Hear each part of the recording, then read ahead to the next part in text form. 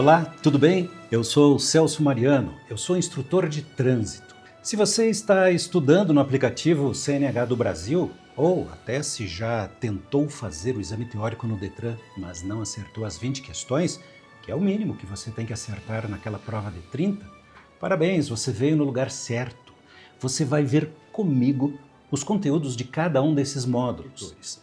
Não tem nada aqui de muito difícil, mas é claro que você precisa conhecer, prestar atenção e entender do que se trata. São entre os tipos de sinalização.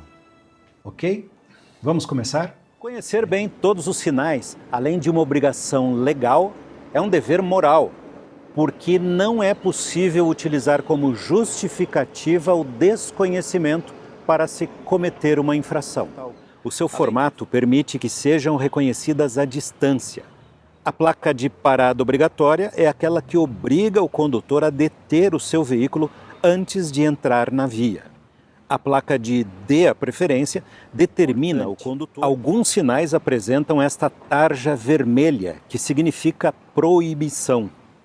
Os sinais de regulamentação que não apresentam essa tarja irão indicar restrições ou obrigatoriedade. Lembrando sempre que a aproximação com qualquer interseção exige redução de velocidade e muita atenção, porque é nos cruzamentos que acontecem a maioria dos acidentes. Fundo branco, exceto o símbolo de pronto-socorro na moldura azul.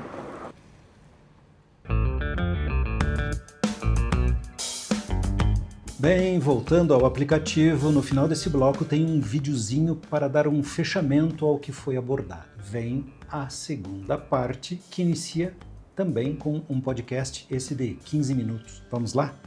A sinalização horizontal, como o nome sugere, são aquelas pinturas no leito da via, sobre a faixa de rolamento. Perceba que as linhas contínuas ou tracejadas, pintadas sobre a pista, revelam se ela é de sentido duplo ou de sentido único. Siga em frente, atenção e pare.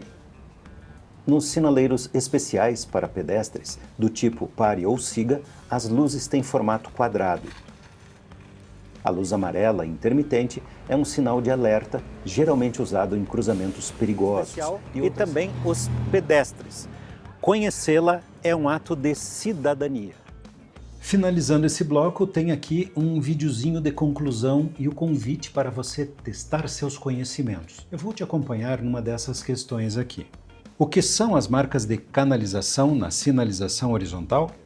Responda todas as outras e finalize essa etapa. É assim que você marca e diz para o aplicativo: concluí, quero ir para a próxima etapa. Bem, você já visualiza aqui no aplicativo que concluiu o módulo e assim você pode ir para o módulo 2. Neste segundo módulo do CNH do Brasil, o assunto é infração de trânsito. São 2 blocos, um tratando de uns pontos fundamentais de legislação de trânsito. Neste vídeo nós vamos falar sobre os pontos mais importantes da legislação brasileira de trânsito.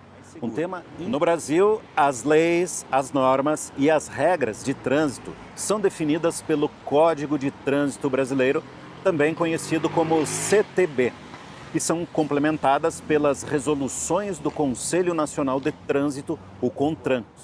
A lei prevê uma velocidade máxima para cada tipo de via. Deve-se sempre obedecer ao que determinar a sinalização.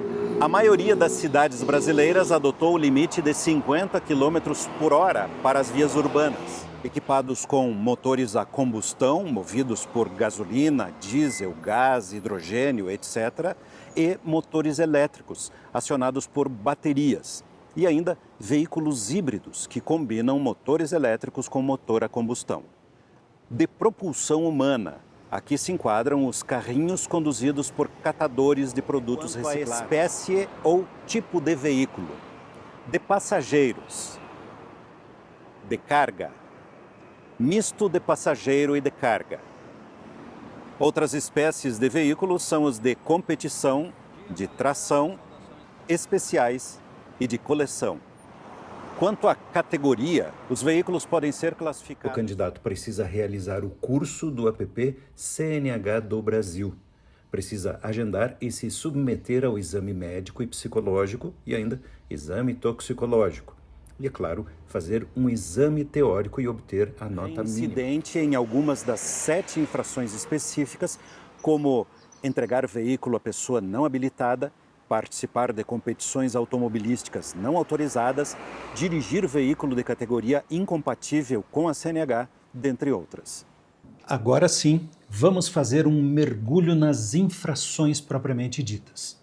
E começo já explicando que infração é o descumprimento das normas. Bem, olhando para as normas de circulação, a gente enxerga na prática como devemos nos comportar. E sabemos que desrespeitar uma das normas implica em cometer infração. Menor ou uma desculpa, uma tolerância. Não vai rolar. Então, é melhor conhecer, ok? Bem, nós temos no sistema brasileiro de controle aí das infrações uma tabelinha de gravidades, só que passou mais um dia, 2, 3 e eu cometi outra aqui. 2 iguais dentro de 12 meses, já não cabe mais esse direito da conversão automática. Mas você certamente concordaria que é uma questão de segurança reduzir quando tem pista escorregadia, defeituosa, variada, fechada ou em declive. É bom senso que está refletido na legislação.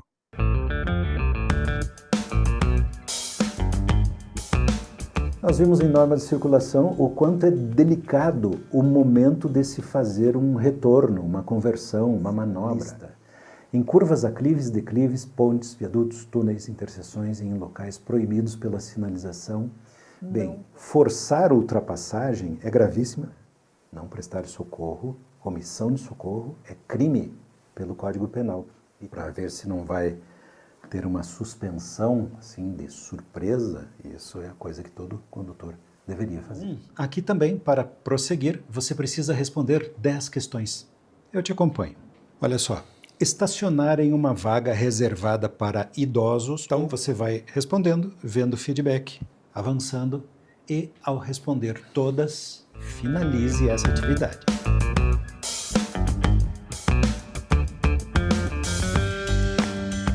Vamos dar uma olhada no módulo 3, que traz um assunto extremamente importante para o trânsito, normas de circulação e conduta.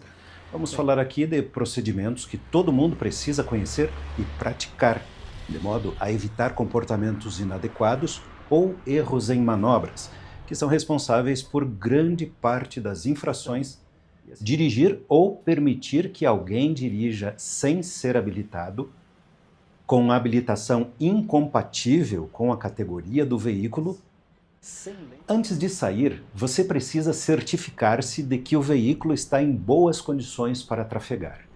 Isso significa ter certeza de que a manutenção está em dia e que todos os sistemas estão em plenas condições de funcionamento, incluindo luzes, pneus, combustível e todos os equipamentos obrigatórios. E ainda, combustível em quantidade suficiente.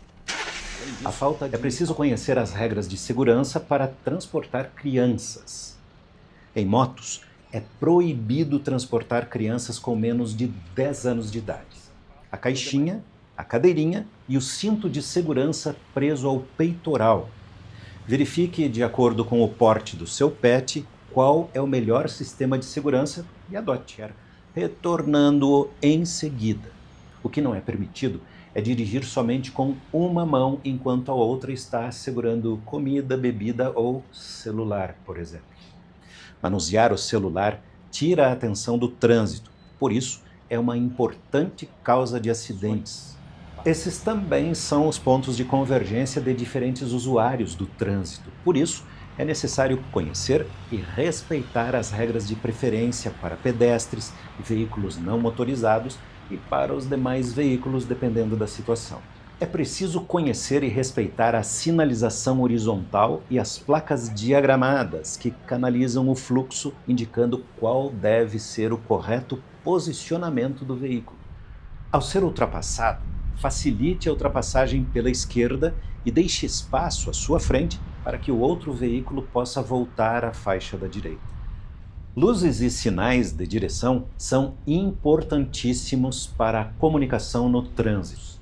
E de dia, se o veículo não for equipado com DRL, a luz de condução diurna, aquela que não se apaga.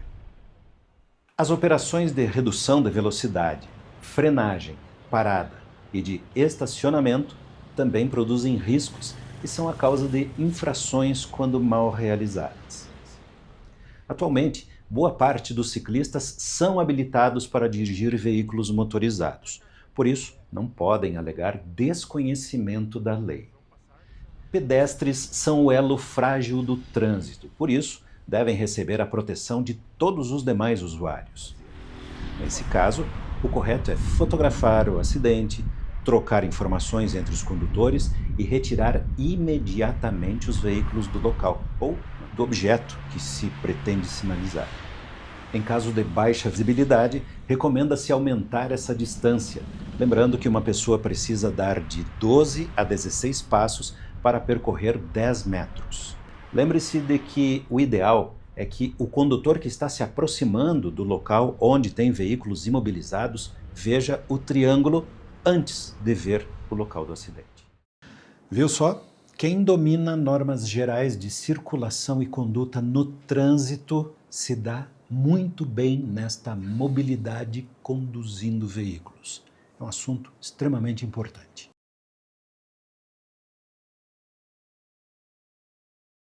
A segunda parte desse módulo é direção defensiva, um assunto, obviamente, importantíssimo. Nós brasileiros somos apaixonados por automóveis e, geralmente, nos consideramos ótimos motoristas. O primeiro elemento da direção defensiva é o conhecimento. As funções, a localização dos comandos, que não são iguais para todos os veículos. Pressão incorreta dos pneus, principalmente pneus vazios demais e suspensão desalinhada, causam desgaste prematuro e, nessa hora, o painel de instrumentos e luzes indicativas fornecem muitas informações importantes. Solicite luz baixa e diminua a velocidade. Os locais e horários mais sujeitos à neblina e é muito difícil controlar o veículo. Nesse caso, tire o pé do acelerador e diminua a velocidade até o domínio completo voltar, para fazer uma leitura constante do cenário, prevendo as situações de perigo para poder evitá-las. Nestas situações, o procedimento correto é: não há tempo suficiente para uma reação satisfatória. Um automóvel a 110 km/h pode percorrer 30 metros antes de começar a frear. De visão. Cheque pelos espelhos a situação do tráfego atrás de você. Se tiver alguém iniciando uma manobra para ultrapassar você, facilite, mesmo quando tem razão. Ao contrário, sente-se satisfeito por evitar acidentes e conflitos e ser o verdadeiro responsável pela segurança. Você percebeu o quanto se fala em ser responsável no trânsito, em assumir responsabilidades? Eu te apresento a Visão Zero. O conhecimento das leis, normas de conduta, direção defensiva, tudo está ligado, de alguma forma, à segurança, à prevenção. A história da Visão Zero começa na Suécia, um país que nos anos 90 já tinha uma das menores taxas de mortalidade no trânsito, mas que não se conformava com nenhuma perda de vida. Em 1997, quantas vidas seriam poupadas ao longo do tempo se aquela curva não fosse perigosa? Essa é a filosofia central da Visão Zero. Isso nos dá uma dimensão dos desafios que temos a enfrentar. Além de sermos um país gigantesco, em desenvolvimento, com características regionais diversas, ainda temos aqui a tendência de limitar. Saber que existe uma solução inteligente como essa é o primeiro passo. Não apenas para nos conscientizarmos das nossas ações, mas também para podermos cobrar por soluções mais efetivas dos nossos governantes e políticos. Pense nisso. Incrível, né? Você já tinha ouvido falar do Visão Zero e do Penatrans? Olha, não é por falta de boas ideias e métodos que o nosso trânsito é assim tão desorganizado e violento. Bem, chegando no finalzinho do módulo 3, novamente você tem 10 questões para testar seus conhecimentos. Responda todas e marque essa fase como concluída. E chegamos no módulo 4, o último. Aqui um assunto extremamente relevante, 2 na verdade. Começamos por primeiros socorros. E atenção, chamar por socorro especializado já é prestar os primeiros socorros. Em terceiro lugar, vem aquelas pessoas que são leigas, como eu e você, mas que fizeram um curso de suporte básico à vida, uma sequência A, B, C, D, E, e colocaram um X, que significa controle de sangramento externo. E veja, foi colocado antes de tudo. A medula é protegida por este conjunto de vértebras que precisa estar intacto. Apesar de naturalmente ser possível vários movimentos, toda essa dinâmica está prevista pela natureza. Os procedimentos recomendados são não deixar a vítima sentar, imobilizá-la antes de movimentar, amarrar em pelo menos 4 pontos. O garoto salvou da morte o irmãozinho menor de 3 anos. Ele usou técnicas de primeiros socorros e ganhou um tempo precioso até a chegada do resgate. Abraão aprendeu tudo num manual de salvamento. O trabalho do Abraão foi importante porque se ele ficasse ali a mais de 4 minutos ou 4 minutos e meio sem respirar... Muitas vidas no mundo inteiro, a todo instante, são salvas por pessoas que tomam a decisão de fazer o que precisa ser feito. Esse assunto sempre me empolga muito. Todo mundo deveria saber primeiros socorros, concorda? Olha, deixa eu te dar uma dica. Aproveite nessa hora de responder as questões para consultar novamente o material, assista novamente as minhas aulas. Responder questões é uma ótima forma de estudar. Responda tudo. Finalize esta aula e vamos ver a última. A última parte do módulo 4 é sobre meio ambiente e também manutenção de veículos. Meio ambiente é tudo o que está à nossa volta. Isso abrange o ar, a água, todas as formas de vida, bem como todas as outras coisas. Diariamente poluímos o ar que ainda vamos respirar, comprometendo a nossa própria qualidade de vida. A responsabilidade de preservar o meio ambiente, porque para se locomoverem, consomem o oxigênio do ar e combustíveis, devolvendo para o meio ambiente gases nocivos e fumaça. A forte tendência para os próximos anos dentro da indústria automobilística é a presença cada vez maior dos motores elétricos, cada vez mais eficientes e menos poluentes, utilizando equipamentos e produtos especiais. Às vezes somos indiferentes a tudo isso, achando que mudar o nosso comportamento pouco ou nada irá contribuir. O caso é a sucata.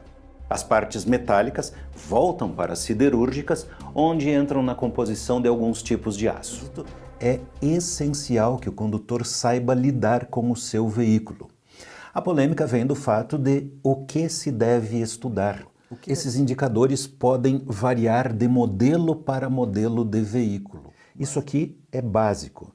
E entender um pouquinho do funcionamento de cada um ajuda na condução segura.